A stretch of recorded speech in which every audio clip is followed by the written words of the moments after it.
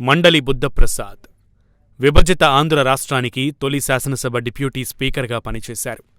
అవినిగడ్డ నుంచి టీడీపీ తరపున ఎమ్మెల్యేగా గెలుపొంది డిప్యూటీ స్పీకర్గా ఎన్నికయ్యారు. 1956లో నాగాయలంకలో బుద్ధప్రసాద్ జన్మించారు. ఆయన తండ్రి మండలి వెంకటకృష్ణారావు కూడా ప్రముఖ కాంగ్రెస్ రాజకీయ నాయకుడే. 1972, 78, 83లలో వరుసగా 3 పర్యాయాలు కాంగ్రెస్ అభ్యర్థిగా వెంకటకృష్ణారావు అవినిగడ్డ నుంచి హ్యాట్రిక్ విజయం సాధించారు. ఆయన స్ఫూర్తితో బుద్ధప్రసాద్ రాజకీయాల్లోకి వచ్చారు. 1994, 2004 ఎన్నికల్లో కాంగ్రెస్ తరపున పోటీ చేసి గెలుపొందారు. 2007లో వైఎస్ రాజశేఖరరెడ్డి కేబినెట్లో పశుసంవర్ధక పారిశ్రామికాభివృద్ధి శాఖల మంత్రిగా పనిచేశారు.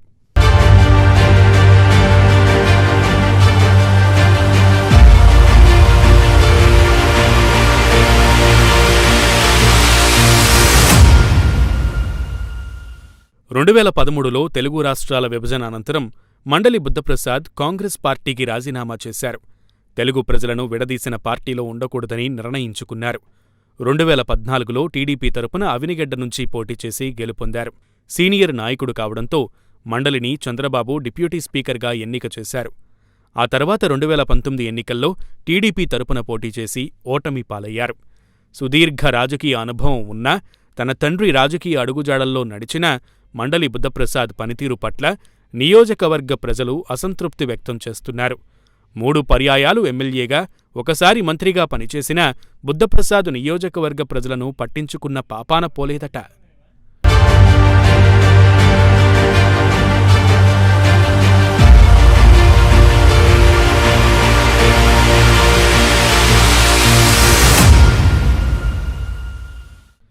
మండలి బుద్ధప్రసాద్ మాటలకు, చేతలకు ఎంతో వ్యత్యాసం ఉంటుందని టీడీపీ క్యాడరే చెబుతుంటుంది. ఎమ్మెల్యేగా పనిచేసిన సమయంలో నియోజకవర్గానికి చెప్పుకునే ఒక్క పనైనా చేయలేదంటారు. ఆయన సమావేశాల్లో నీతి సూత్రాలు వల్లివేసే బదులు అభివృద్ధి పనులపై దృష్టి సారించి ఉంటే బాగుంటుందని అవినిగడ్డ ప్రజలు అంటున్నారు. వెంకయ్యనాయుడు, చంద్రబాబు, చిరంజీవి వంటి ప్రముఖులతో పరిచయాలు, విదేశాల్లో సభలు, సమావేశాలు, ఇలా ఆయన ప్రయాణం సాగుతుందని సెటైర్లు వేస్తుంటారు. అవినిగడ్డ నియోజకవర్గాన్ని పట్టించుకోని మండలి బుద్ధప్రసాద్కు గతంలో దివిసీమ రైతాంగం షాకిచ్చిన ఘటనలు కూడా ఉన్నాయి. పులిగడ్డ ఆక్విడక్ట్ వద్ద రైతు సమస్యలపై సామూహిక దీక్ష పేరిట బుద్ధప్రసాద్ డ్రామాకు తెరతీశారు. డిప్యూటీ స్పీకర్గా ఉన్న సమయంలో పులిగడ్డ ఆక్వాడక్ట్ని పట్టించుకోలేదని, రైతులకు మేలు చేయకపోగా దొంగ దీక్షలు ఎందుకంటూ దివిసీమ రైతులు నిలదీయడంతో మండలి బుద్ధప్రసాద్పై వ్యతిరేకత స్పష్టంగా కనిపిస్తోందని రాజకీయ విశ్లేషకులు అంచనా వేస్తున్నారు.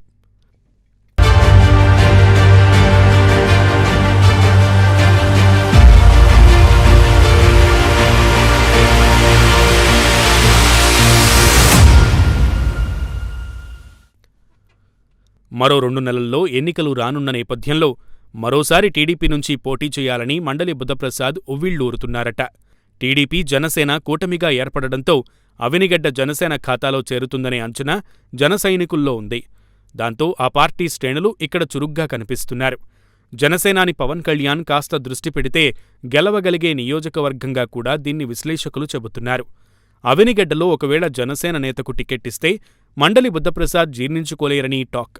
అలా గనక జరిగితే మండలి వర్గం జనసేనకు సపోర్టు చేయకూడదని డిసైడ్ అయ్యిందట.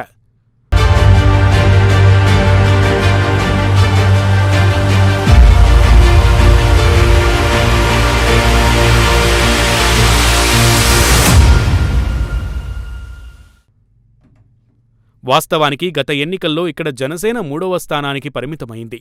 అయినా ఆ ఎన్నికల్లో 15.49 ఓట్ షేర్తో 28,000 పైచిలుకు ఓట్లు సాధించింది.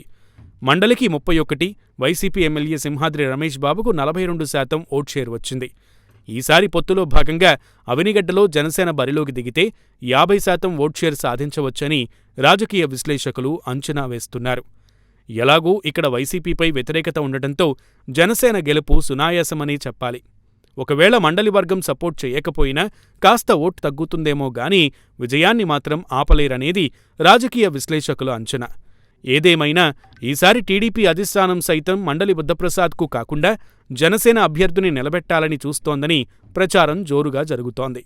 అదే కనుక జరిగితే జనసేన ఖాతాలో పడే తొలి నియోజకవర్గం అవినిగడ్డే అని అంటున్నారు.